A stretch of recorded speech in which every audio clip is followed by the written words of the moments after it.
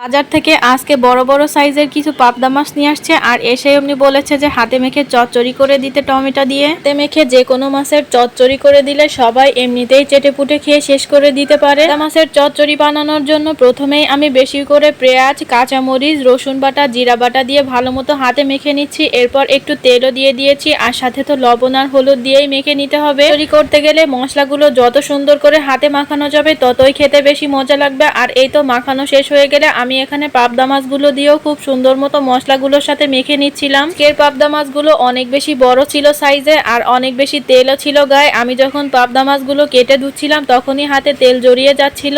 সবকিছু মাখামাখি করে নেওয়ার পর আমি এখানে কেটে রাখা টমেটোগুলো দিয়ে দিয়েছিলাম একে একে। আর এখন বর্তমানে টমেটোগুলো একটুও ভালো না, কেমন জানি শক্ত শক্ত মনে হয় আমার কাছে। তো এদিক দিয়ে পাবদা মাছের চচ্চড়ির জন্য পরিমাণ মতো ঝোলের পানিও দিয়ে দিয়েছি। আজকে পাবদা মাছের কালারটা দেখেন কত সুন্দর আসছে, দেখেই তো আমার আবারও লোভ লেগে গেছে, মনে হচ্ছে যেন এখনই খেয়ে নিই। তবে পাবদা মাছ চচ্চড়ি করলে স্বাদে কোনো অংশে কমতি হবে না। এই তো রান্না বাড়া শেষ। সোনার বাংলাদেশ ভিডিওটি ভালো লাগলে অবশ্যই শেয়ার দিয়ে পাশে থাকবেন। ধন্যবাদ সবাইকে। আসসালামু আলাইকুম।